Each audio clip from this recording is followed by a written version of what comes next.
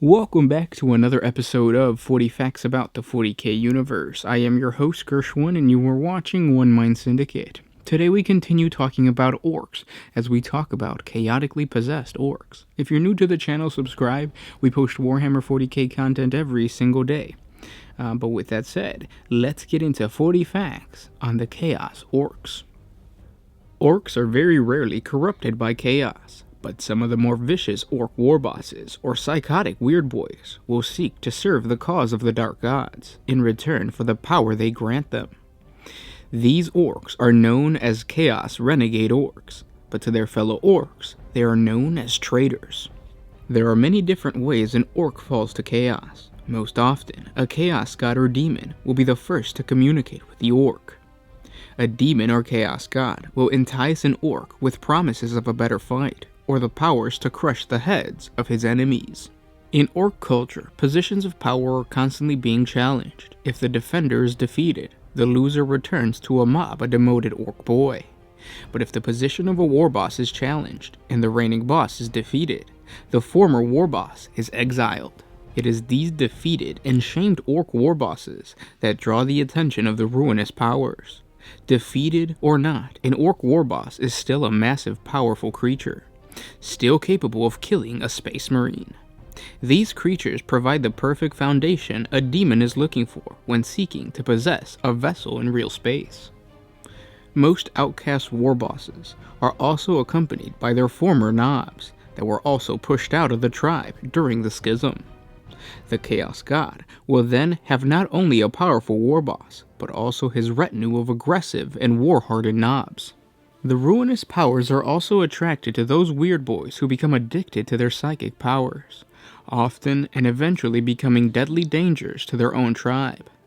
When these warpheads, as they are known, begin experimenting with psychic abilities, they invite demons to enter their bodies, in order to feel greater etheric powers coursing through their bodies. Some of these renegade orc psychers become demon hosts, which make them even more dangerous to the tribe and are oftentimes exiled. However, if the demon is powerful enough, he will use the weird boy to spread his chaotic taint throughout the entire tribe. In this way, entire orc camps can be influenced by chaos. Because the orc race wages war all over the galaxy, they have inevitably come into contact with chaotically corrupted planets. Orc rocks have landed on alien worlds already infected with chaos. After properly destroying whatever chaotic cult exists on the planet, they are left alone with whatever catalyst led the previous inhabitants into chaos. The Greenskins have discovered ancient ruins created to venerate the chaos gods, and through establishing camps in these ruins, the orcs begin to hear screams and suffer from nightmarish visions. The new inhabitants are haunted by these dreams, and slowly they hear the call of chaos. Other orcs have come across ancient and powerful chaotic weapons, capable of incredible destruction. Devices that allow them to survive through the most painful injuries, or weapons capable of shooting out warp lightning that disintegrates the enemies. As the orc wields his long-forgotten demonically possessed war gear, he too begins to turn to chaos. The greenskin race is most desired by Khorne, and orc boys are more likely to turn to the teachings of Khorne, more so than any other chaos god. The savagery and uncontrollable desire to go to war exhibited by the orcs goes perfectly with Khorne's philosophy. Boys that have sworn their soul to the god of war and murder find the need to spill blood for the blood god, in addition to craving hand-to-hand battles. They also develop a desire to collect their enemy skulls. When the blood god's powers finally turn and flow through an orc, it turns his skin red. Khorne-worshipping orcs are known as red orcs, or Khornid orcs. They no longer sport the notable green skin that they are most known for. The Storm Boys are the most susceptible odd boys to worship Khorne, because Khorne is also the god of martial honor and glory. His teachings are accepted by the battle-drilled units of Storm Boys. While Khorne himself would more than likely not empower a Khornid Storm Boy, the rocket pack-wearing boy would still venerate the god of war. While the average orc already fights for combat prowess and the thrill of melee, A red orc's bloodlust is increasingly uncontrollable and requires them to engage in the most heinous forms of violence to maintain even a semblance of control, meaning that when an average orc would move on to fight a tougher opponent, a red orc will not stop smashing down his axe on the skull of his enemy, even if the enemy died long ago. A red orc that is denied the chance to engage in constant slaughter will become almost uncontrollably enraged and will turn on any living thing whose life can be extinguished. It needs to satisfy this sheer need of carnage. This is why most red orcs are instantly pushed out of a regular orc tribe, killed, or given a Snickers. Along with red skin, a Khorne orc will begin to notice an increase in overall size and power. The blessings of Khorne mix with the natural biology of the orcs. The more aggressive and battle-hardened an orc gets, the larger he grows. Red orc warbosses are some of the most massive creatures. Long, twisting horns, a protruding jaw, bone-spiked fist, and multi-rowed teeth are gifts bestowed on a red orc, empowered or possessed by Khorne. A massive axe capable of taking out a rhino transport, or a demonic mace capable of batting away a space marine drop pod. Khorne's gifts to a red orc warboss are always maliciously destructive. Nurgle is another chaos god that often finds a way to infest the orc race. Almost as common as Khorne, Nurgle's touch is felt by many greenskins that cannot escape the ever-changing disease and viruses that Papa Nurgle spreads planet to planet. When an orc tribe plucks a presumably abandoned spacehawk from the sky, they cannot always kill off all of the disease-ridden crew. The contagion spreads from plague-filled spacehawk to the invading orc population. Within days, the battle turns from killing plague cultists to killing plague orcs. When orcs are infected by Nurgle, their blood curdles in their veins. Their eyes grow together into a single, globulous orb, and a horn sprouts from their head. The illness does not merely affect the body, however. It painfully corrupts the diseased orc soul, to the point where the victim has to either end his own life or fully embrace the way of Grandfather Nurgle. This form of possession completely changes the orcs and actually brings down their desire to fight. This lack of aggression creates a former husk of what an orc used to be. They shrink in size, and their dying bodies are constantly spewing out pus filled with infected orc spores.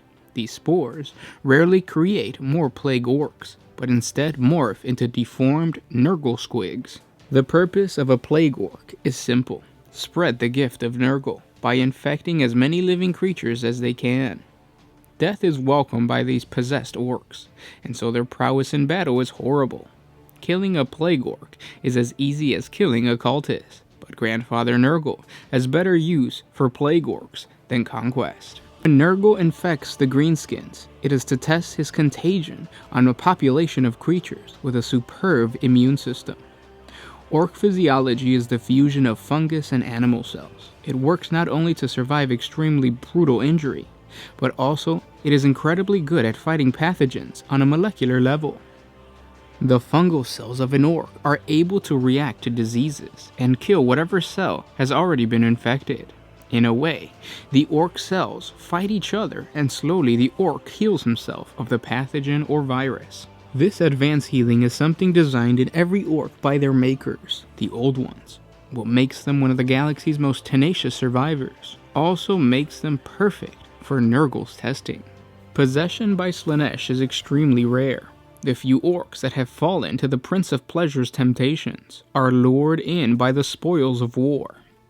Orcs tend to be possessive of their weapons, and Slaaneshi cults have tried to coerce orc freebooter captains with shiny weapons, but most orcs tend to lose interest of their riches if no one is there fighting them for it. There have been tales of a pyromaniac warboss that sold his soul to Slaanesh for an etheric flame that never extinguished. The orc warboss took the flame and set his rival tribe's camp ablaze. To his complete joy, the flame kept spreading until the entire planet went up in flames. The warboss roared with joy as he himself burned to death. Tzeentch is an even rarer chaos god that looks to the orcs. The only orcs that have been touched by the powers of the chaos god Tzeentch have been weird boys seeking ever greater warp powers. Powers they believe could not be provided by Gork or Morg. Unfortunately, orcs are always pawns of the Master of Fate. It has to be noted that even though some orc war bosses have used Chaos Renegade orcs in their warbands, the average orc warlord would rather kill a chaos-possessed orc before he fights alongside him. Most chaos orcs are pushed out of the normal orc culture, and should one chaotically gifted orc rise, a proper orc war boss would do everything in his power to show this spiky-loving git who's really the biggest and the baddest. And those were 40 facts on the Chaos Orcs. I hope you guys enjoyed this video. It was a lot of fun to make, especially because I'm an orc player, and I've always been tempted to paint my orc boys red, but then the goth in me says that's not a proper color. Don't humiliate yourself by bringing in red orcs. That's not proper. It's bad enough that I have storm boys and commandos, so yeah. If you guys have a orc player in your group, share this video with them. If you guys have somebody who wants to start orcs, show him this video and then maybe he can make some awesome conversions. Because really, if you're an orc player, you don't play because you like the tabletop game, because you lose all the time, or because your movement phases are horrible. You actually play orcs because you love the conversion aspect of Warhammer 40K. So show them this video, and hopefully they get some cool ideas and can create some pretty badass looking plague orcs or red orcs even. If you guys like what we do, support us by liking, commenting, sharing, and subscribing. The little bell notification icon really helps. And again, if you want to support us a little bit more, jump on over to Patreon. A simple $1 a month helps us create more videos, especially now that YouTube is doing their demonetization thing. I feel like I talk about this in every video, but it's just so recent and so painful. But anyways, guys, thanks so much for listening, and I'll see you tomorrow. This was Gershwin with One Mind Syndicate, signing out.